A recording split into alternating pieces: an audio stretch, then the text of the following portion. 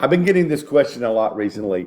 Is there competition in the recycling business where I live? Or is there competition in the pallet recycling business where I live? But the more important question that you should be asking is, what is the level of that competition? Number one. Number two, what are you going to teach me, John, to win over that competition and get those accounts and get those suppliers and get those buyers that's different from what the competition's doing? So let's cover that in depth, and we're going to switch screens here real quick and get to it. Now, we've all seen this guy putzing around your city or town with a very unsafe load of pallets. But to the untrained eye, you need to understand something that's going to be a common denominator in the next few pictures that I'm going to show you. Notice this types of pallets that this guy is moving, or girl, and how they're all the same, okay? And I want to move to the next picture so you see it over and over again. Same style pallets here, same style pallets here. It's called a standard 4840 pallet. Is what these guys in these pickup trucks are after. They don't look very safe the way they're moving this stuff, so there's a clue to begin with that they're not quite sure about what they're doing to begin with. They're kind of a fly-by-night, side hustle, let's get some beer money type of situation. The clue that you have when you see these folks is they're all the same size pallet. And they are normally, in most cases, going to a pallet yard and selling these pallets for a very low profit, like $1.50, $2, $2.50 per pallet. Because a lot of businesses don't want to deal with somebody in this manner. They're dealing with an unsafe situation here. I mean, these pallets are about to fall off the back of his tailgate here. His tailgate could snap. So it's not a very good way of going about it. Now, there is a right way of loading a pickup truck, and you can do that. But again, overloaded, all the same pallets, and they're taking them to a pallet yard, okay, for low amount of dollars. So not serious folks to begin with.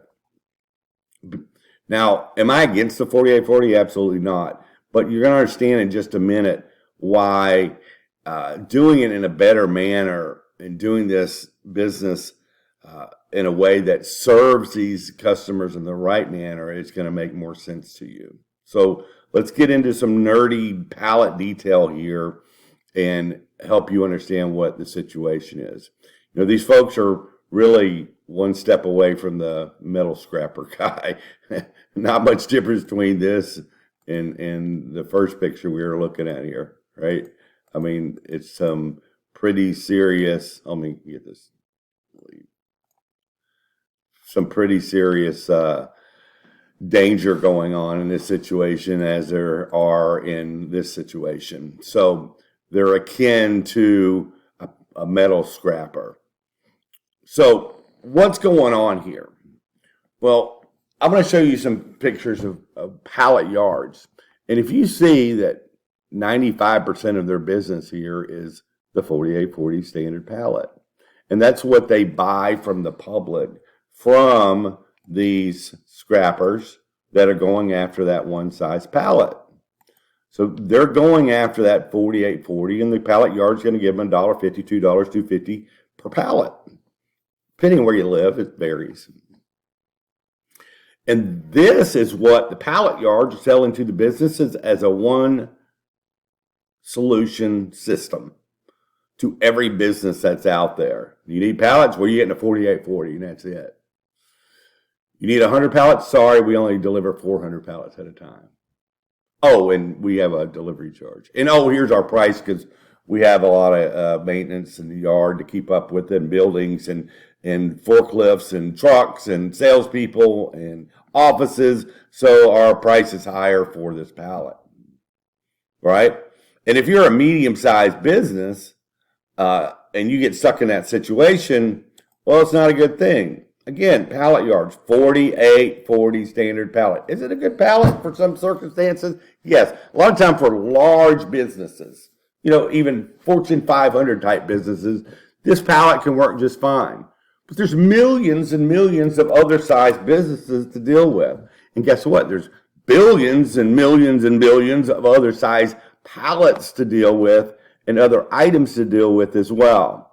So again, I want to reiterate, 4840 is what the pallet yards are dealing with. Are they our competition? Maybe for that one size pallet, but we can win in different ways. The training teaches people how to operate in a way to where you're not having to be locked in on a 4840 standard pallet. Okay? And let's discuss why that matters. So if I come to a business like this, it's not a pallet yard, it's actually a business that's generating pallets of all sorts and sizes. And in this case, you have some wing pallets. It's hard to see here. There's some block pallets here. There's some inverted block pallets here. There's looks like two ways over here, meaning there's no notch on the side. But all you deal with is this size, and you come across this. Well, you don't know how to move all this, being this guy. Because all you're doing is selling to a pallet yard. So you have to ignore this type of situation. Well, there's actually a ton of money in this situation right here. These people need these pallets gone. Day after day, week after week. So what if you knew and learned in this training how to move all these different sizes for this business, including 4840s? Would that be of a better benefit to this supplier, so-called business? We call them suppliers. They generate these pallets at the byproduct of their business. Would that be a better benefit for them instead of the guy would have to knock stuff over here to get to any of that size in these stacks? I don't see many here, but there's probably some in this here somewhere. I don't have the full shot. But a lot of times these folks have to knock stuff over to get that size pallet.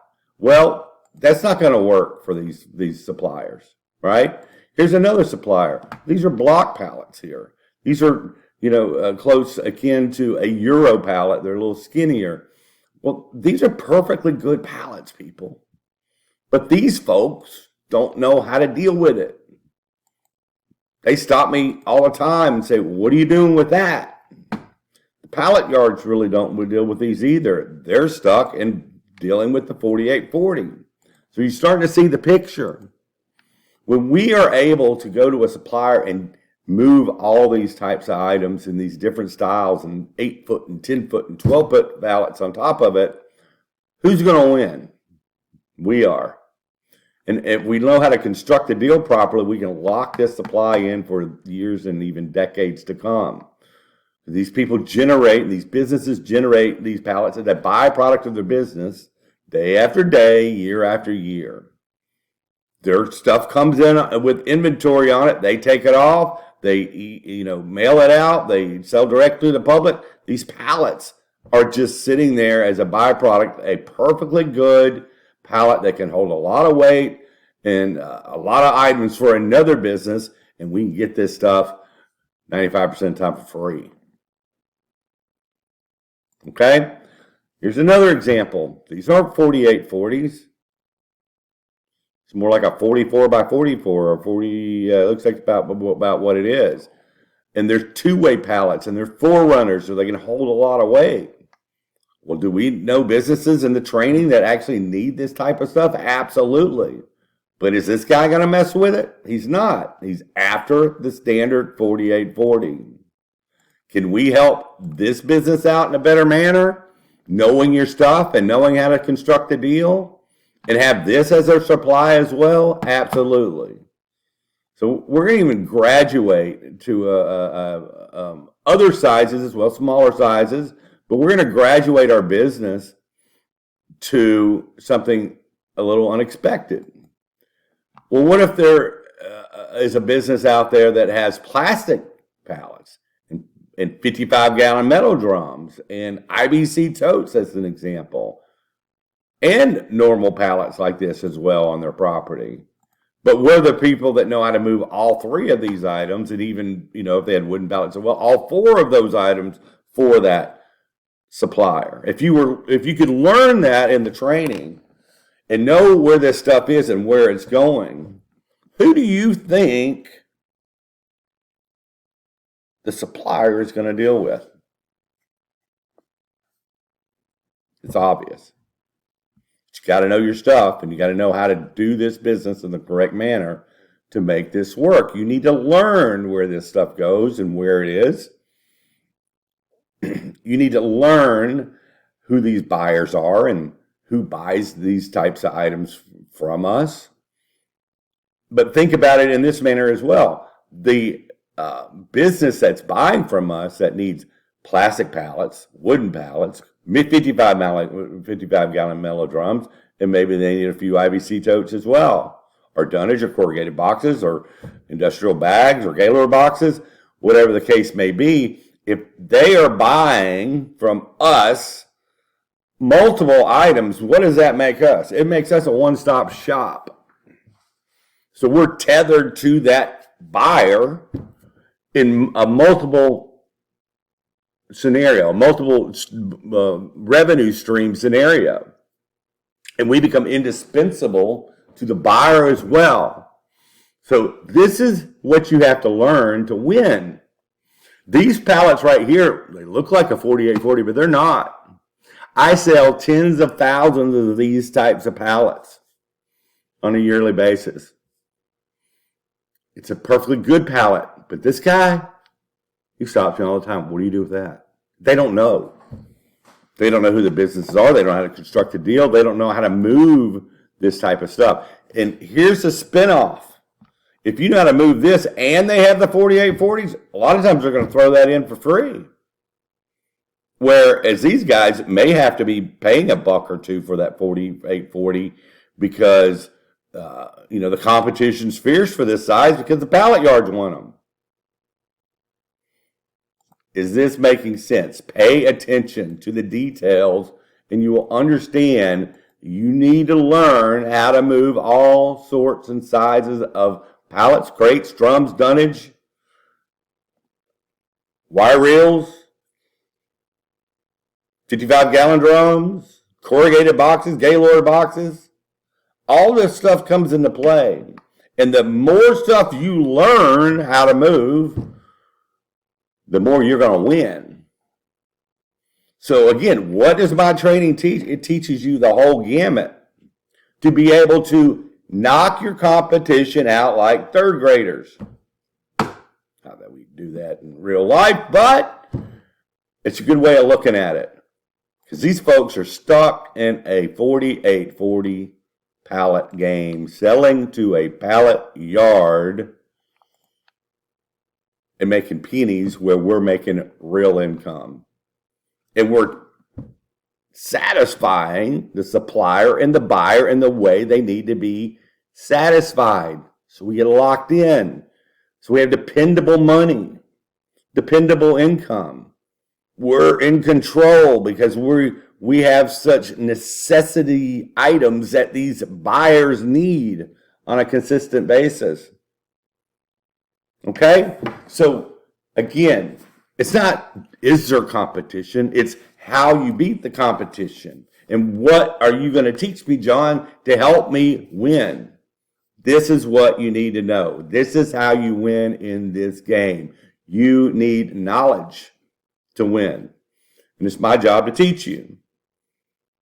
I can say it's kind of an oddball thing to teach. I agree. This is out of left field. This is not for everybody. For the folks that see this, in any given town, there are actually tens of thousands and possibly even millions of pallets sitting around waiting to either be picked up and moved to a buyer, right? So they're either from a supplier or you need to go to a buyer. Both, of course. You need supply and you need a buyer. But they're there for the taking if you know how to lock these deals in.